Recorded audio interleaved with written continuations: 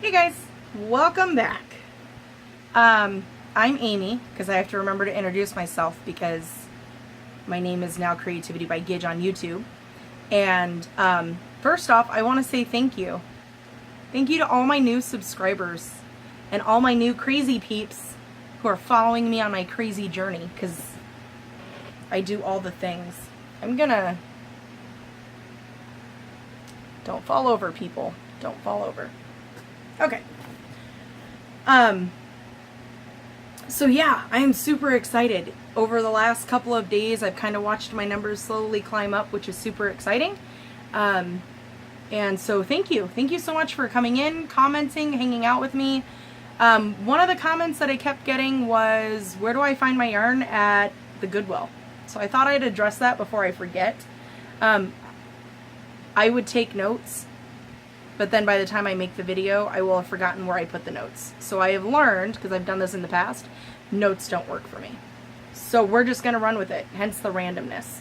I actually go, so if you walk into a Goodwill where they have all the blankets and the pillows up top, if you look underneath, there's a lot of cross-stitch patterns under there, and there's a lot of yarn under there. That's where I find the secret stashes.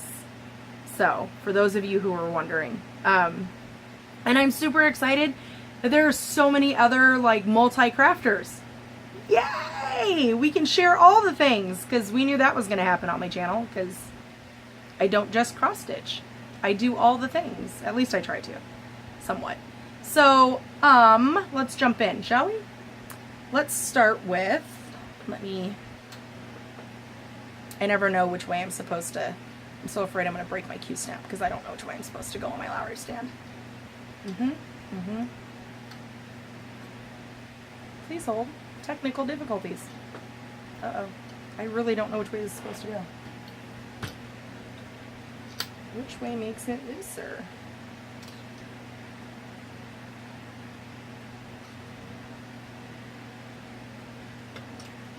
Aha!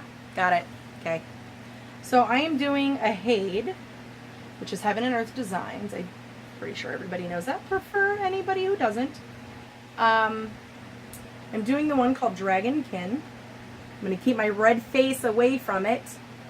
That's my progress so far. So first 5 rows out of 8 done on page 1. Super excited. It looks a lot better from here than it does when I'm right there. So I have to keep in mind the 3 feet rule. And I now need to remember how I took this off. This goes here. There we go. I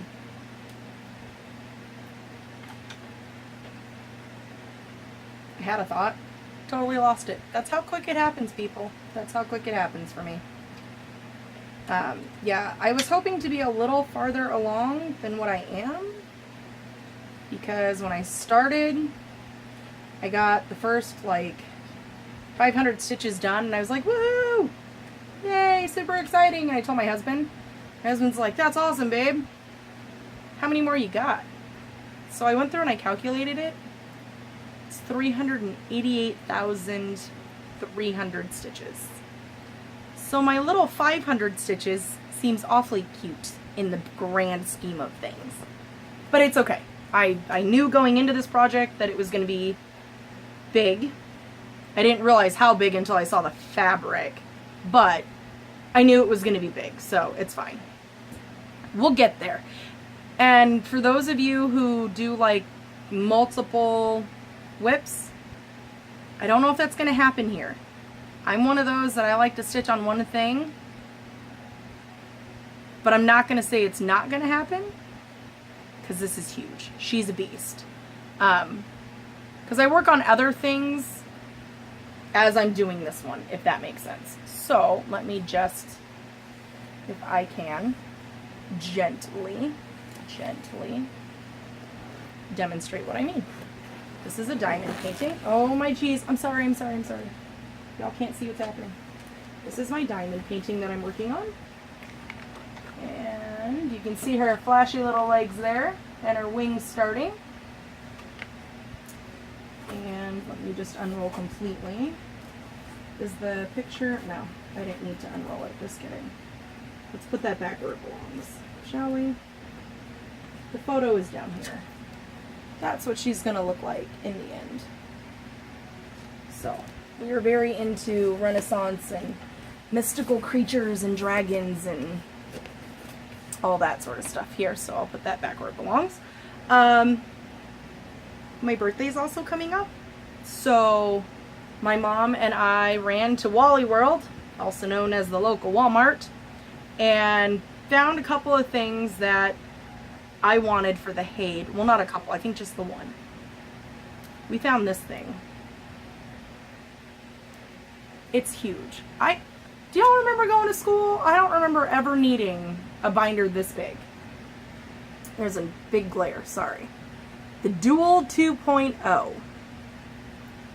You get a little pocket thingy. It comes with the mesh. You get another little pocket thingy. It's got a file folder in it, 2 rings. I don't ever remember needing a binder that big for school. And now, like, my girls both have laptops. So I don't understand why they would need this. But I'm glad they had it because now I have it and I'm using it to store all my threads. So I zipped it all up so that way I can show you. Because once I unzip it, I leave it unzipped until I walk out of the room or I go to bed because I have a certain cat who's very mischievous and she likes to eat my thread. So it comes with a little front pocket. And I have just because you can put a strap on it as well, which is nice. So it becomes like a little suitcase type thing. You can unzip from the top here. Whoa, I just smacked myself in the face. See all of them? They're beautiful. But there's a little filing thing here that you can access from this, which I don't use.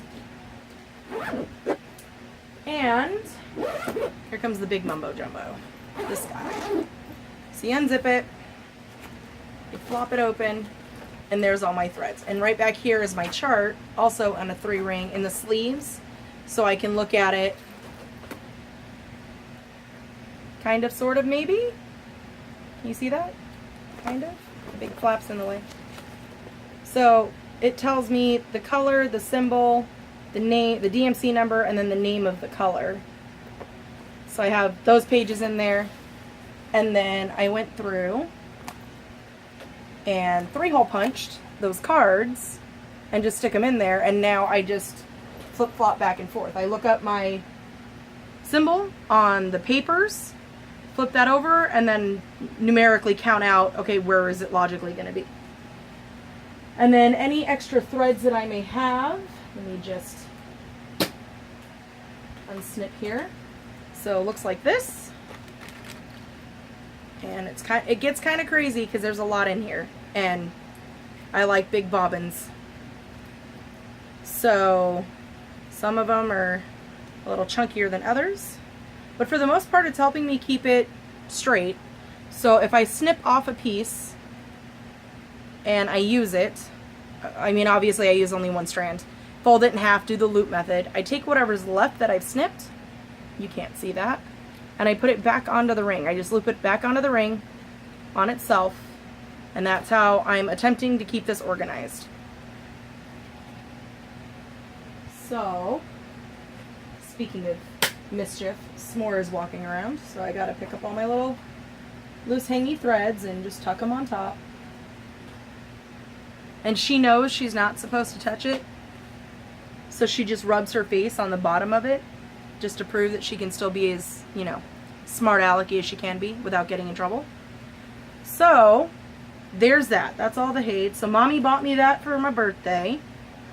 And then she also got this one. And this one. So I was talking about one of the teachers at the school getting ready to find out what she's having baby-wise on Monday, I think, possibly.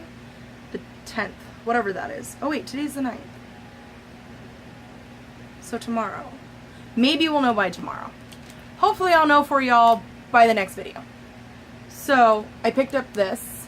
My mom bought it for me for the teacher, which was super nice of her. And I'm going to wait until hopefully they'll know a name. If not, then I'll just leave it blank maybe. I'm not quite sure how I want to do that. But picked that up for her. Thought it was super cute. And I have been eyeballing this one from the Walmart because I just think it's funny. Laundry today or naked tomorrow. I tell my son that all the time. If you don't want to do your laundry, that's fine. But I'm not doing it. So eventually you're going to run out of clothes. You're going to have to go to school naked. So there are those. And then, speaking of baby stuff, I've been working on a blanket. That's probably why I didn't get as far as I wanted to on my Haid. But it's all good. I'm a little nervous to pull this out because I can't remember where I left off because the whole memory thing. Yeah, and I don't know how well this is gonna... I'm gonna be able to show this to you. Uh-oh.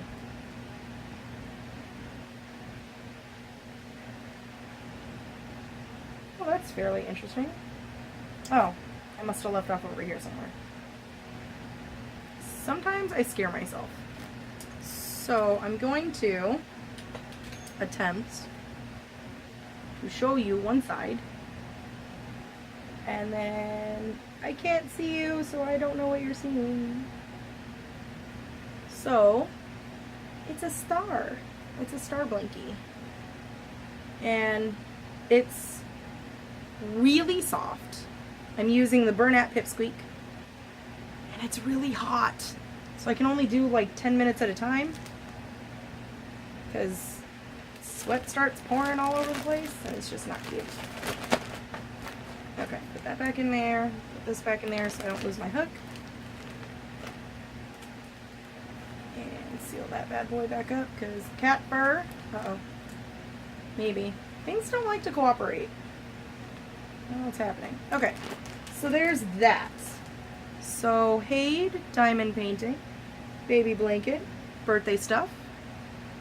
I have another birthday present coming. I'm super excited. It's supposed to be here on Monday, so I'll share that next week as well.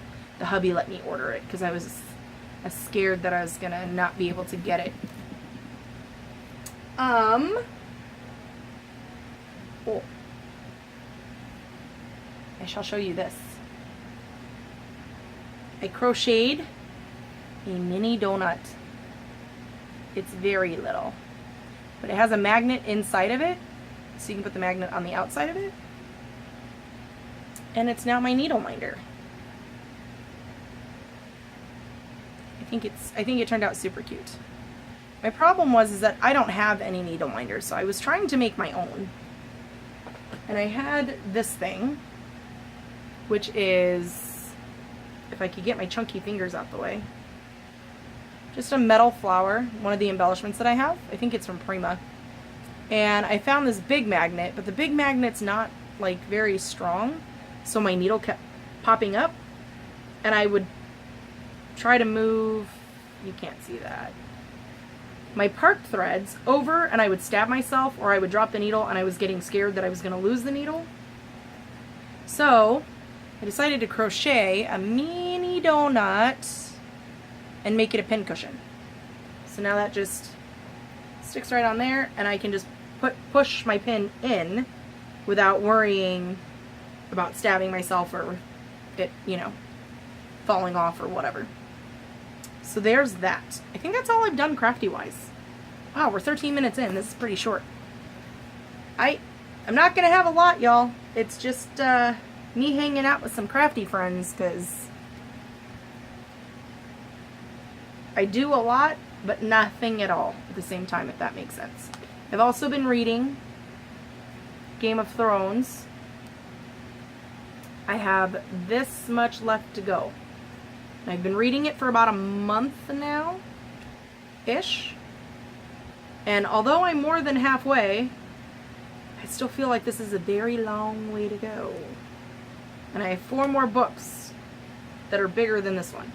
I just feel like it's taking forever. It's a very good book, though. So, there's that. Trying to think. Oh, I do have a question. So, I want to stitch this. But I want to stitch it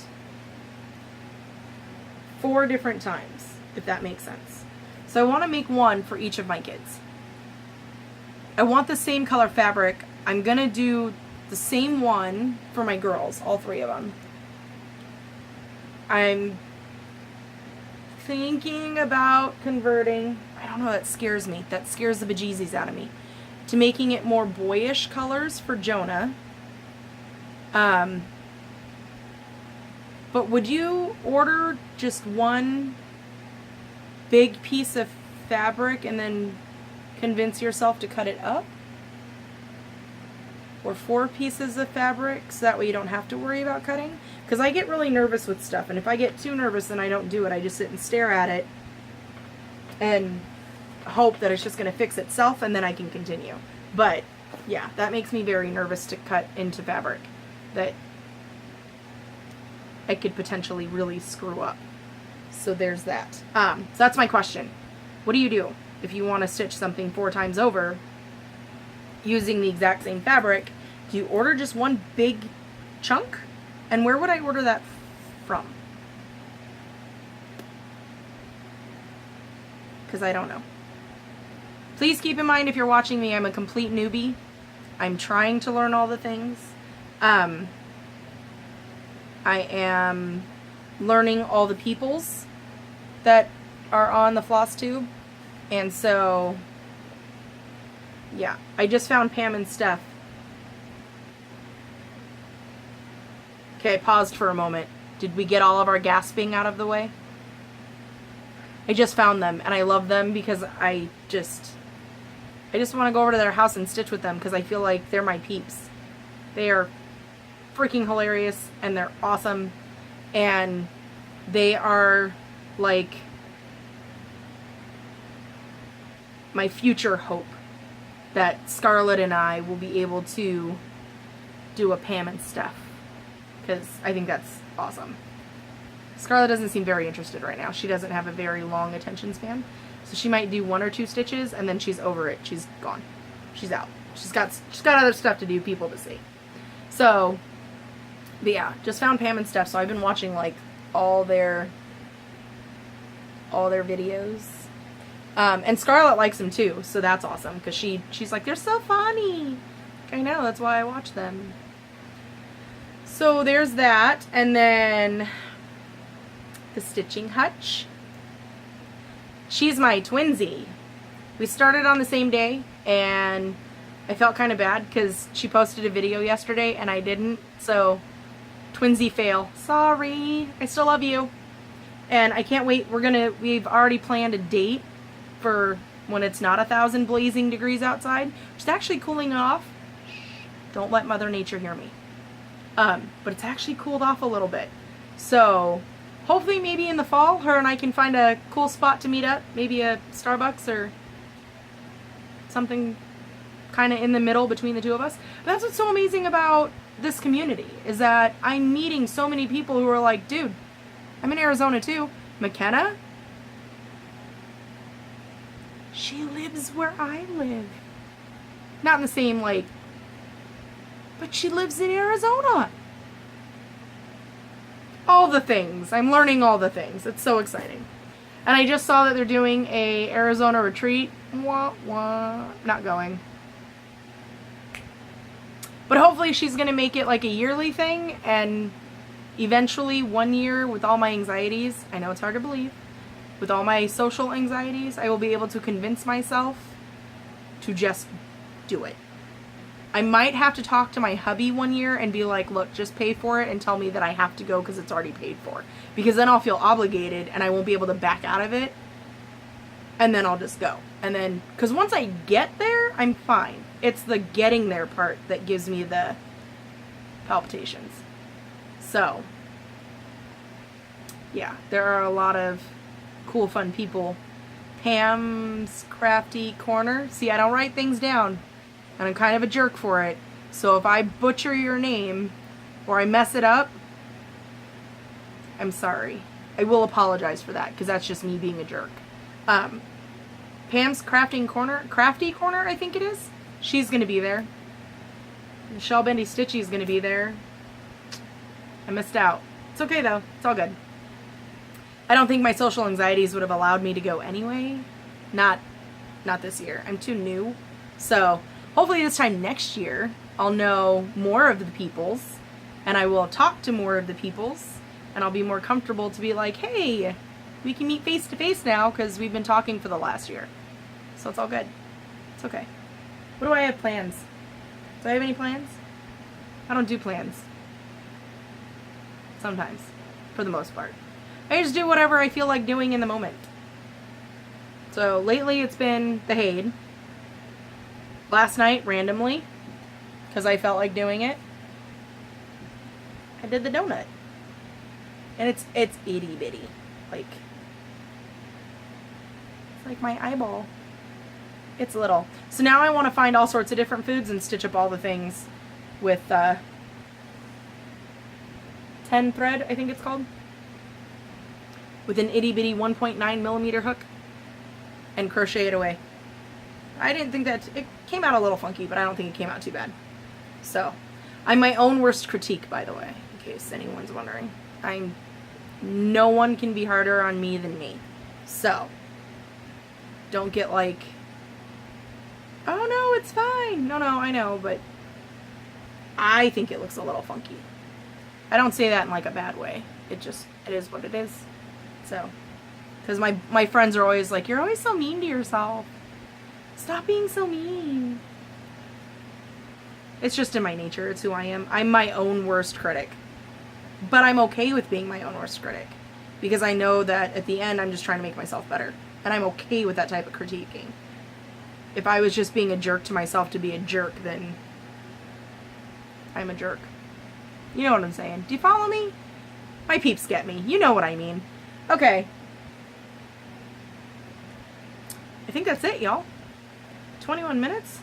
This is very bizarre for me because if you go back and you look at any of my other videos, you don't have to watch them, but if you go back and look at any of my other videos, my timeline on them is usually 45 minutes to an hour.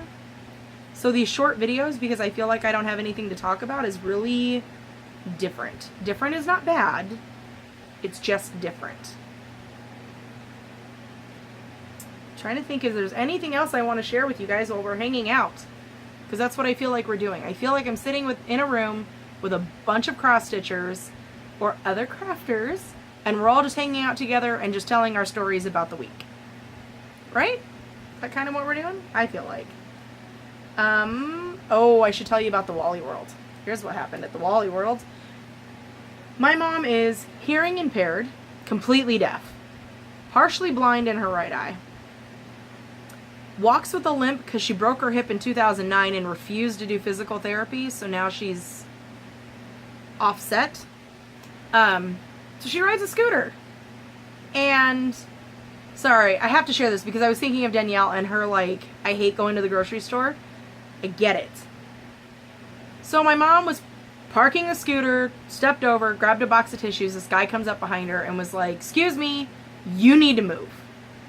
And I stopped and I looked, and I'm usually really non-confrontational. I'm usually not a biatch unless I have to be.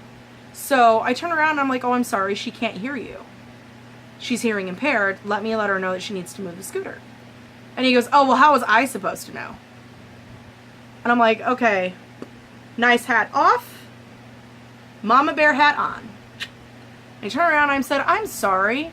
Next time I'll remember to bring the neon flashing light that says I'm deaf that we left at home. I'll make sure to remember to bring that next time so that way you know. How about you just don't be a jerk and just have a little bit of patience? I wish I was kidding, but you can't make this stuff up. We go through the tissue aisle, we get down to the produce. My mom parks her cart, stands up, she's looking at the plums, testing out which ones she wants. Lady pulls up behind her and goes, could you move? And I'm over here minding my own business, looking at the reduced sandwiches going, do I want something for lunch today? Turn around and I'm like, I'm sorry, she's hearing impaired, she can't hear you. Let her know that she needs to move. And the lady goes, well, she shouldn't just sit here. She's looking for plums. She's parked in front of the plums. Do you want her to go park down aisle 10? She's looking at the plums. There's a whole aisle right there that's completely empty that you could push your cart and walk that way. Just a thought. And she's like, well, I just don't think it's right that she should just sit the scooter right here and look at the plums. And I'm like, okay. I'm going to say this in the nicest way possible. Thank you. And she just looks at me and she's like, thank you for what? Thank you for demonstrating to me and my generation how I should treat my elders. Because she wasn't a young lady. She was, and I'm not saying she was old, because I mean 100 years old today is not old. So I'm not saying she was old, but she was older enough to know better. And I go, thank you for showing me and demonstrating for me how I should treat my elders. Because my mother is handicapped and is trying to look for some stinking plums. You should be grateful that at your age, you don't need the scooter. That you are quite capable of taking care of yourself to take your cart and walk down the aisle that you choose to walk down and grab whatever it is that you need to grab and put it in your cart. My mother, however, is handicapped and needs my assistance. So if that's a problem for you, I will gladly assist you with your shopping cart and take you where you need to go. The lady looks at me and goes, oh, forget it. And went down the aisle that I just said was completely empty. We could have prevented this whole 5-minute argumentative conversation had she just banked right and just kept going. The lady at the deli was clapping. It was a day. We go to the checkout, we go to leave, there is this guy yelling at the little guy who stands at the front door, who gives you the little ticket that says, okay, we acknowledge you brought the item in, that you didn't steal it, to go to customer service, yada, yada, yada. The guy is screaming at him, you're an effing moron, I can't believe they let people like you work here, blah, blah, blah, blah, blah. And I'm like, I just can't even today. I can't. We've been here for an hour, and I've already come across 2 people who were complete jerks, and they were all elderly people. And now this guy, who's like 67 years old, he's screaming at this young gentleman who's probably in his mid-30s about him being an effing moron because he put a sticker on his item that he was trying to return that he couldn't return because it was diabetic lancets. And the box was open. I worked for Walgreens for 13 years. Our policy was, now I don't know if policy has changed. I've been away from it for a while. But policy was if a diabetic lancet box came in, or test machine came in and it was open and used, we couldn't return it.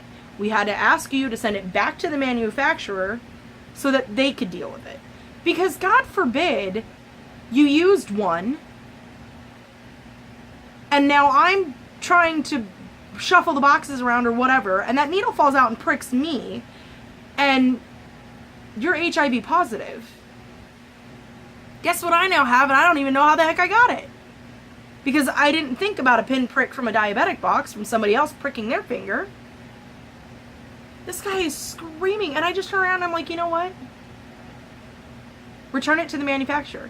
It's not his fault. Number one, he's not management, so he doesn't know the policies and procedures. Number two, it's a diabetic item. My mom's been diabetic for as long as I've been alive. If you've opened the box and used it, you have to return it to the manufacturer for everyone's safety and protection. You're mad because you bought the wrong one and it didn't fit your machine and you want to go switch it out for the one that does fit your machine. I don't understand how that makes him the moron. Oh, so I guess I'm just supposed to return it to the manufacturer? I don't know how many more times you need to be told, but I'm not going to call you an effing moron. I'm just simply stating, and it states on the box that if there's any problems, return it to manufacturer. I don't even know why the F you're involved in this conversation. I'm like, you know what? Thank you.